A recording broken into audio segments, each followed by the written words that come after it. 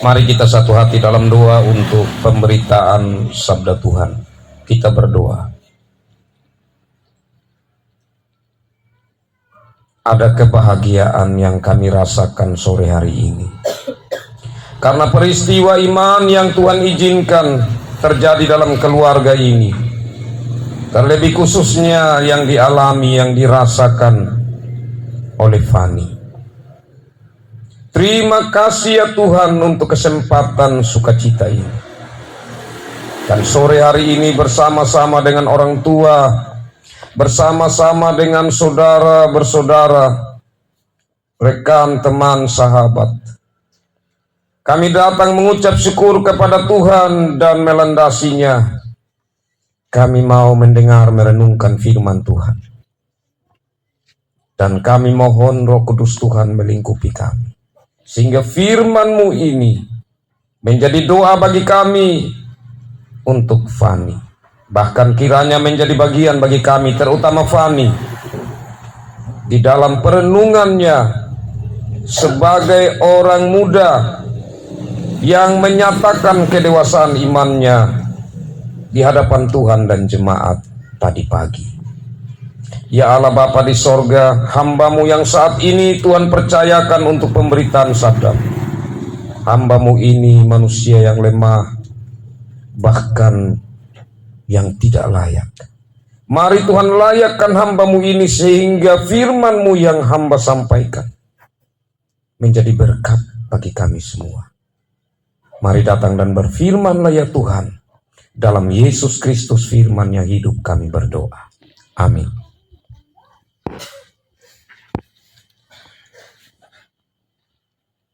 Fani yang kekasih dan kita semua yang ada saat ini, firman Tuhan dari Kolose pasal 2 ayat 6 dan 7.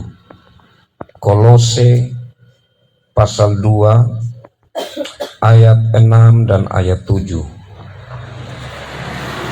Demikian bunyi firman Tuhan. Kamu telah menerima Kristus Yesus Tuhan kita. Karena itu hendaklah hidupmu tetap di dalam Dia. Hendaklah kamu berakar di dalam Dia dan dibangun di atas Dia.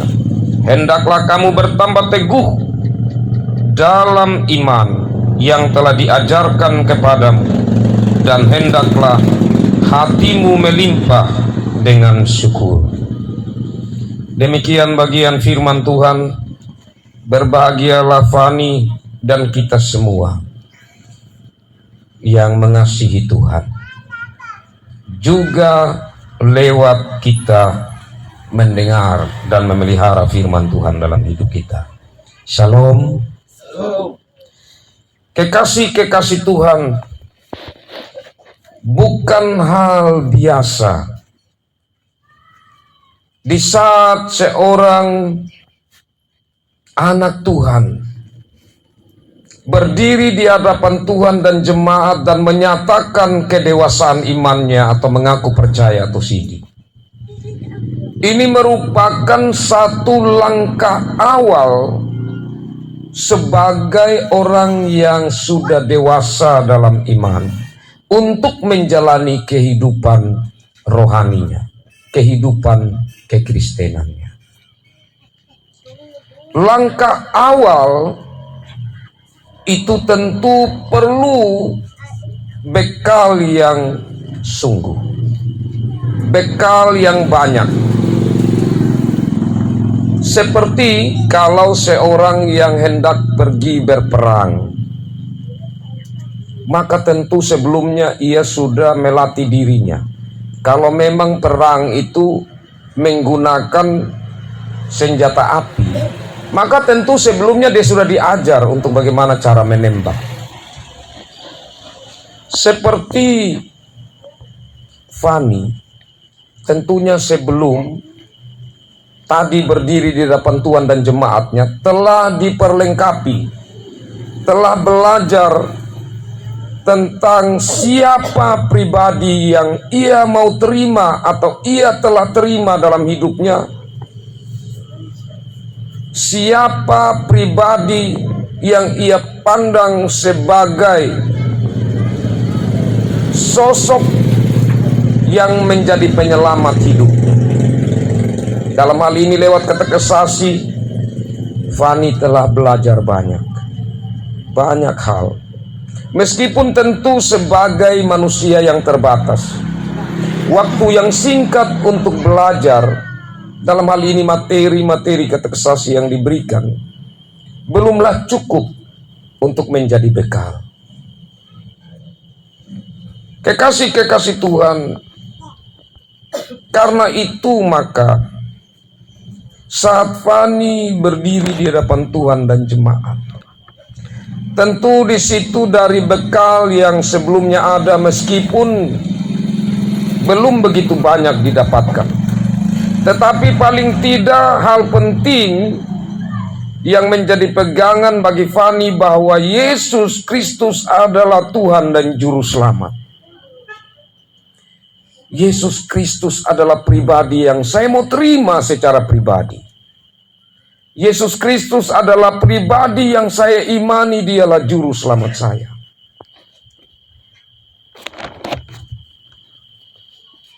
Dan dalam firman Tuhan, ini Rasul Paulus kepada jemaat di Kolose mau diingatkan kembali lewat surat ini kepada mereka. Kamu telah menerima Yesus Kristus, telah menerima Yesus Kristus Tuhan kita. Jadi mereka sudah terima. Sama dengan Fani sudah berdiri di hadapan Tuhan dan jemaat dan menyatakan, saya percaya, saya mengaku, saya berjanji. Karena itu hendaklah hidupmu tetap di dalam Dia. Kata tetap di dalam Dia ini berarti komitmen. Komitmen untuk taat dan setia. Apapun yang terjadi, saya harus tetap beriman. Saya percaya kepada Yesus. Dan percaya di sini berhubungan juga dengan mempercayakan hidup. Jadi tidak saja percaya, tetapi mempercayakan hidup. Karena itu dilanjutkan di sini, hendaklah kamu berakar di dalam Dia dan dibangun di atas Dia. Kata berakar tentu ini sehubungan dengan yang tidak kelihatan. Kecuali mungkin beringin yang kita lihat akar-akarnya bergantungan. Tetapi pasti akar pada umumnya di pohon itu dia ada di bawah tanah. Dia tidak nampak. Tetapi yang tidak nampak itu menopang akan kekuatan satu pohon. Ataupun ibarat pondasi. Kebanyakan dari pondasi itu ada di bawah tanah. Sebagian kecil yang muncul di atas tanah. Maksudnya di sini adalah orang memang sulit melihat iman kita. Kecuali melihat perbuatan kita baru orang tahu ini orang beriman. Karena itu gereja tidak hanya orang bilang itu KTP menjadi orang Kristen. Artinya yang nampak. Tetapi yang tidak nampak dalam diri kita yang harusnya menjadi pegangan yang kuat, yaitu iman kepada Yesus Kristus. Selanjutnya dibangun di atas Dia. Jadi kalau pondasi sudah kuat, maka yang dibangun di atas pun itu harus yang baik, yang kuat. Dalam hal ini tentu Tuhan ingin agar batu-batu bangunan yang dibangun di atas pondasi itu merupakan batu-batu pilihan, atau kita membangun hidup kita dari dasar Yesus Kristus dengan kebenaran. Hal-hal yang benar. Selanjutnya, hendaklah kamu bertambah teguh dalam iman yang telah diajarkan kepadamu. Ajaran terlalu banyak. Kalau kita menyatakan hal yang benar itu terlalu banyak. Tapi kebenaran Kristen yang sesungguhnya, yang Rasul Paulus mau mengatakan di sini, yaitu yang telah diajarkan kepadamu. apa yang telah diajarkan, yaitu pengajaran yang berlandaskan pada kitab dan juga apa yang dibangun dari pengajaran itu. Seperti renungan ini, yang saya sampaikan kan banyak hal yang tidak tertulis dalam Alkitab.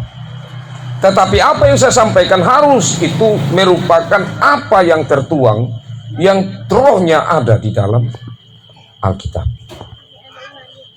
Ibarat kalau dalam satu negara maka orang membangun undang-undang atau membuat undang-undang, khususnya di negara Indonesia ini, maka tidak boleh keluar dari Pancasila dan Undang-Undang Dasar 45. Itu menjadi landasannya, cerminannya.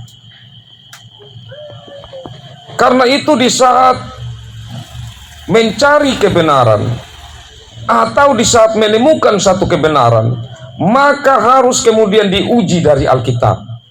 Sola Scriptura, hanya firman, hanya Alkitab. Karena di Alkitab kita akan belajar siapa Tuhan. Di Alkitab kita akan belajar apa itu kebenaran. Karena itu fani.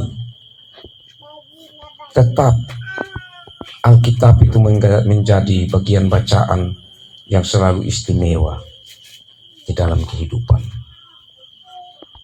Dan yang terakhir, hendaklah hatimu melimpah dengan syukur. Ini yang tidak gampang. Siapa yang tidak mau hidupnya selalu ada dalam sukacita? Yang hidupnya selalu ada di dalam kebahagiaan. Kalau kita melihat keberadaan sekarang, tentu ada begitu banyak hal yang kita butuhkan selain yang kita inginkan. Kebutuhan hidup semakin banyak. Untuk zaman sekarang, kalau dulu kendaraan orang bilang itu kebutuhan ya sekunder. Kalau sekarang orang bilang kebutuhan primer. HP itu dulu kebutuhan sekunder, sekarang kebutuhan primer. Contoh, kalau sudah jalan jauh, bapak mama lupa HP, saya yakin pasti pulang kembali. Saya yakin itu. Pasti pulang kembali dan ambil ini HP. Karena sudah menjadi sebuah kebutuhan yang sangat penting. Alat komunikasi. Karena itu maka pergumulan dia semakin bertambah. Karena kendaraan dia butuh bensin. Karena kalau mau ojek butuh uang. Karena kalau ada HP tentu tidak mungkin kita isi pulsa. Paling tidak ada pulsa untuk telepon, tapi biasanya harus ada pulsa data. Kebutuhan semakin meningkat. Pergumulan demi pergumulan itu semakin bertambah. Tapi apakah di sini ada syukur? Ataukah yang ada itu adalah sungut-sungut menggerutu? Itu menjadi pertanyaan perenungan, khususnya untuk Fani. Belajarlah setelah mendengar firman Tuhan ini dan telah menyatakan kedewasaan, belajar bersyukur. Kalau saat makan hanya dengan garam Lombok, bisakah bersyukur? Kalau mau bersyukur, pikir begini, Tuhan, saat ini ada orang lain yang sedang minta-minta tidak memiliki apa-apa untuk makan. Itu baru bisa bersyukur. Terima kasih Tuhan, meskipun dengan Lombok, tapi saya masih bisa makan. Saat sakit, apakah masih bisa bersyukur? Bisa. Tuhan terima kasih. Karena dengan sakit ini, saya bisa merenungkan bahwa kesehatan itu penting. Selain itu Tuhan, saya percaya bahwa nanti saya bisa sembuh. Tapi ada orang lain yang dia lumpuh, sakit seumur hidup. Tidak bisa bangun. Ada orang yang menghitung hari. Karena setelah didiagnosa oleh dokter, dia sudah stadium berapa begitu untuk satu penyakit. Jadi belajar bersyukur itu penting. Untuk menjaga hidup kita tetap berkenan di hadapan hadirat Tuhan. Karena kita percaya bahwa Tuhan tidak pernah meninggalkan kita. Kita percaya Tuhan selalu baik. Tuhan selalu melakukan apa-apa yang terbaik untuk kita anak-anaknya. Tapi Tuhan ingin supaya kita belajar untuk bersyukur.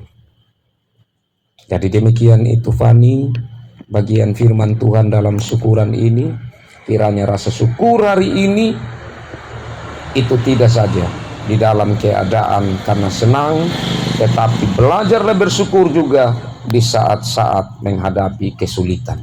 Itu tidak gampang, tetapi bukan berarti tidak mungkin, karena Tuhan akan memampukan kita menyatakan syukur kepadanya setiap waktu dalam hidup kita. Tuhan memberkati firman-Nya, memberkati Fani, Bapak Fani, Mama Fani, dan kita semua.